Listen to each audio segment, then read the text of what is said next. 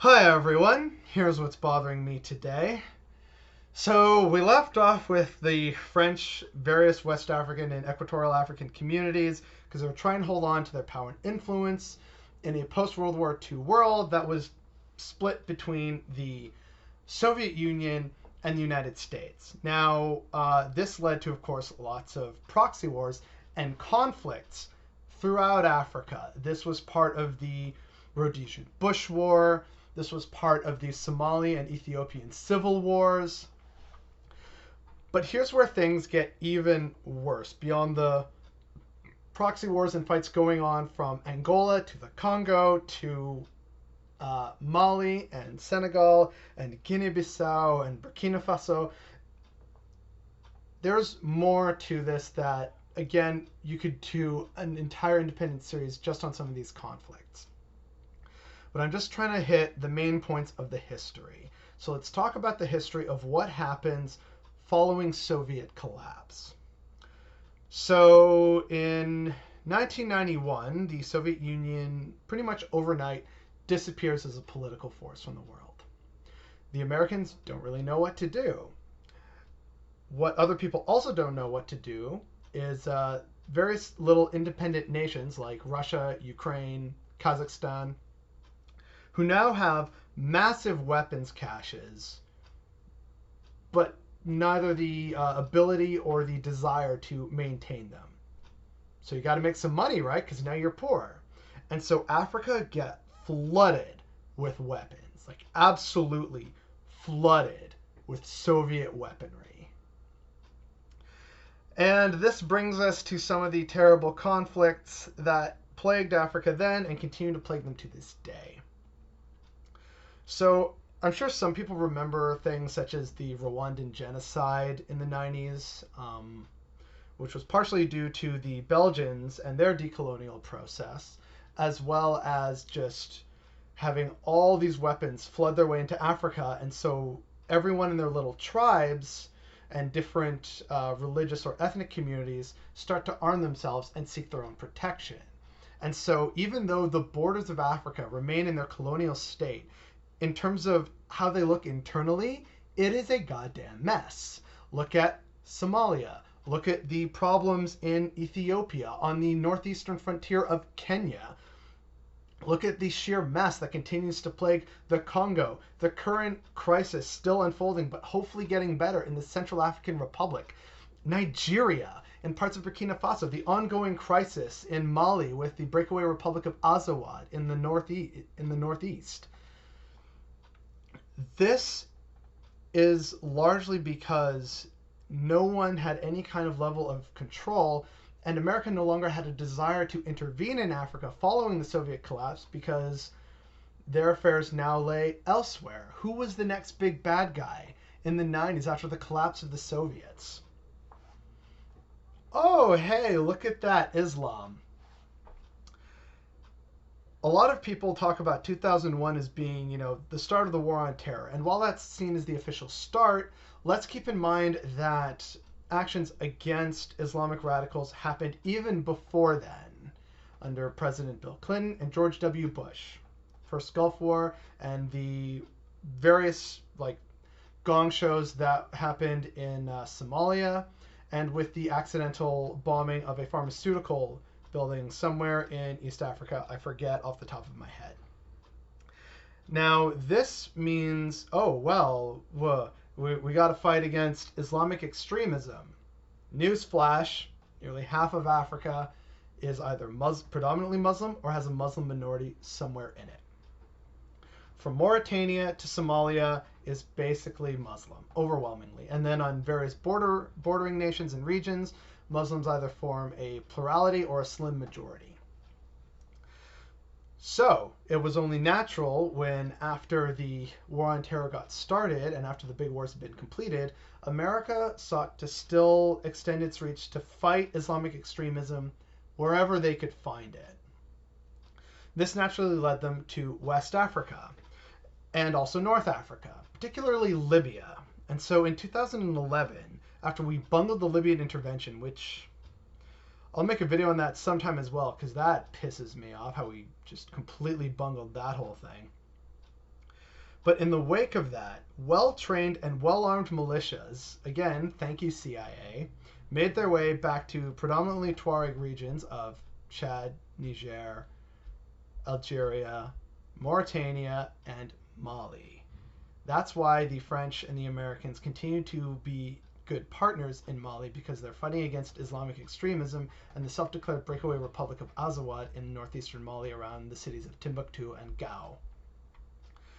Now, what this means is that the French now have a new angle for which to expand their influence and maintain their influence over Africa.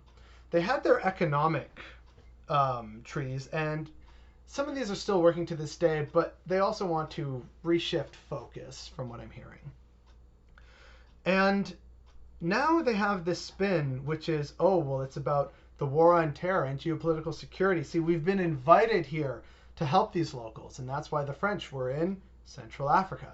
That's why they're still in Mali. That's why they're operating bases in Niger and in Chad, and why they still have their very important naval and air base in Dakar in Senegal. This doesn't end anytime soon. And that's a problem. But another reason why the French continue to try and have influence in West Africa is because they don't want to lose what they have spent decades and who knows how many billions of euros on intervening in French West Africa, only to have it stolen by the new rising power in Africa, China. So while France has economic and anti-terror reasons to be in various parts of Africa, America has its main geopolitical and terror-based reasons to remain, at least a renewed one since the collapse of the Soviet Union. But now there's also the Chinese question, and the Chinese just absolutely investing whatever they can in Africa.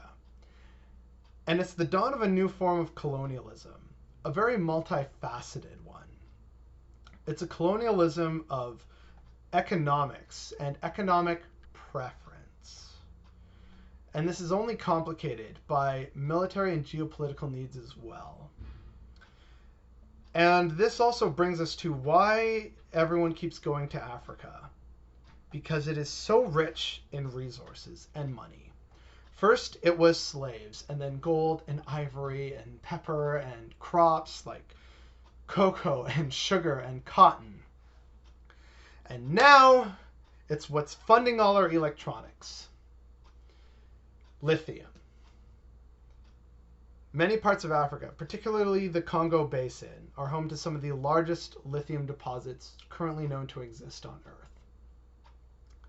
Africa is also where we send a lot of our garbage for recycling, be it gold, plastic, and just whatever we can't process in various other corners of the world.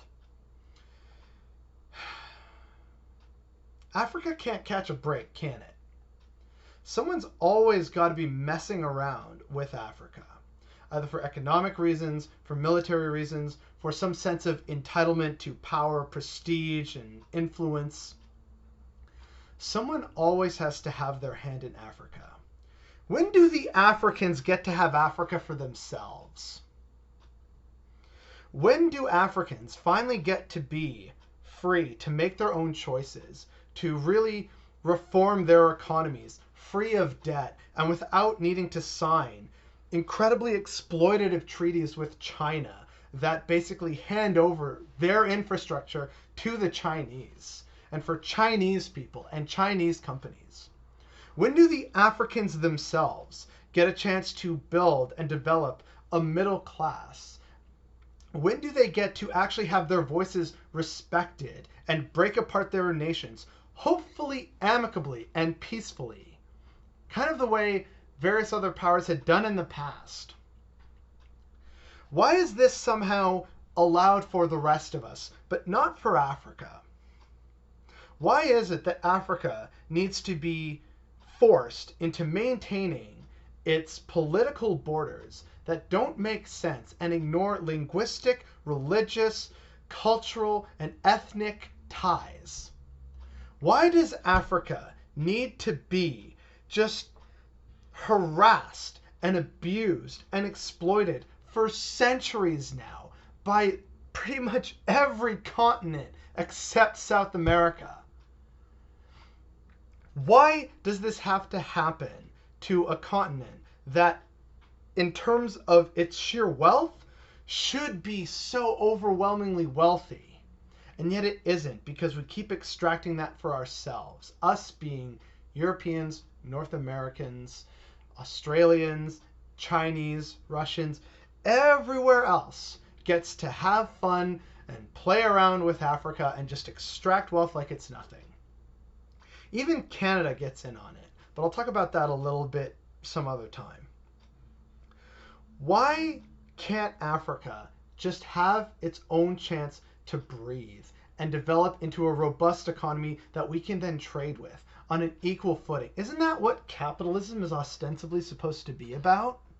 Or are we still stuck in some kind of colonial mindset? It just shifts and changes, like how the French perfected it over the past 2 or 3 centuries, and how the Chinese are perfecting it anew with, oh, well, we'll make these investments, but we get to control it and dictate what you can and can't do and who you can and can't sell to.